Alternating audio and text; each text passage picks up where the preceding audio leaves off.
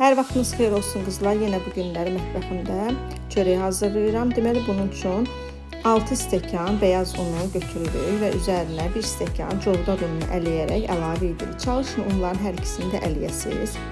Ələdikdən sonra bura duz və maya əlavə edəcəm. Deməli 2 çay qaşığı duz əlavə edirəm, 1 dolu çay qaşığı da maya əlavə edirəm və su. Hardasa yanıma 1 litrə qədər su qoyuram. Otaq temperaturunda olan suyumu qoyuram və yavaş-yavaş əlavə edirəm. Xəmirin kıvamı hardasa yumşaq, ələ yapışan bir kıvam olmalıdır ki, çörəyimiz sərt alınmasın, yumşaq alsın. Həm də covdar unu sərt un növlərindən olduğu üçün ona görə də bu xəmiri bax belə əlimizlə yapışan bir formada yoğururuq. Və üzərinə hardasa 2 xörək qaşığı qədər duru yağ çəkib, töküb, əlavə edib, üzərini streçlə və yaxud da bir klok vasitəsilə bağlayıb, isti bir yerdə 1 saat mayalandırırıq. Bu mayalanma işləmini hardasa 3 dəfə təkrar edəcəyik. Yəni 3 dəfə bu çörəyimizi biz mayalandıracağıq. Yanımıza belə qabda su qoyuram və bunu 3 dəfə, 4 dəfə hər tərəfini qatlamaq şərtilə bu şəkildə içəriyə doğru qatlayıram. Xəmirim gəldikcə daha da gözəl olacaq, daha da ələ yapışmaz bir formada olacaq. Yəni bu formada içə doğru qatlayıb, sanki bir daha yenidən yoğurmuş oluruq. Bu formada qatlayıb, yenə də üzərini hamarlayıb, yenə də üzərini bağlayıb, streçləyib və klonkanın üstünə salıb göndəririk yenə mayalanmağa. Yenə 1 saatdan sonra biz xəmirimizi götürüb ikinci dəfə yenə də əlimizi suya vuraraq xəmirimizi bu cür formada içə doğru qatlayırıq. Bu prosesi dediyim kimi 3 dəfə təkrar edirik. Hər dəfə təkrar etdikcə görəcəksiniz ki, xəmirimiz daha sözə baxan, daha gözəl bir xəmir alınır, daha belə yumşaq və hündür mayalanmış xəmir olur. Və artıq 3-cü dəfədə mayalanıb, bu artıq son mayalanmamızdır və gördüyünüz kimi çox gözəl alınıb.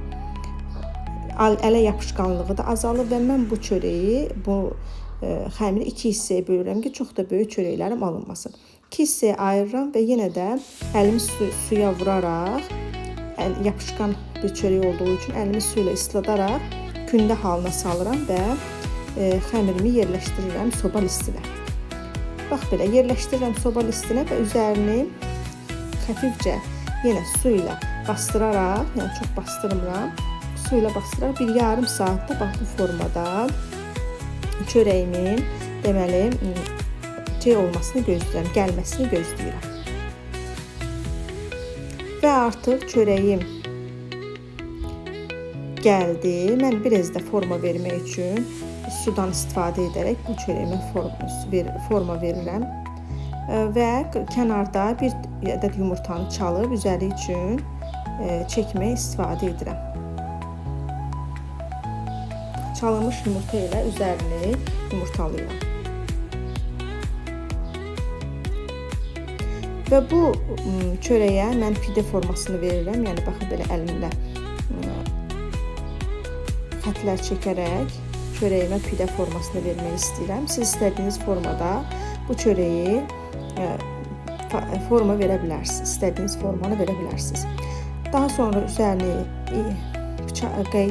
deməli vilka ilə deşdikdən sonra üzərinə küncüt və çörək otu səpirəm.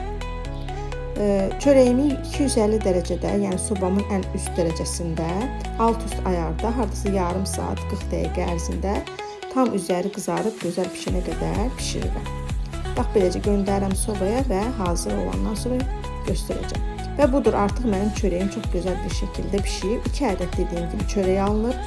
Mən çox böyük küntə götürmədim ki, çörəklərim çox böyük olmasın və bu cür formada mənim çörəyim alındı. Həqiqətən də covdar unu ilə olan çörəklər daha belə ağır, daha belə sərt olur. Amma siz çörək covdar ununu qədərində əlavə etsəz, çox gözəl bir çörək əldə etmiş olursunuz. Buyurun siz də hazırlayın.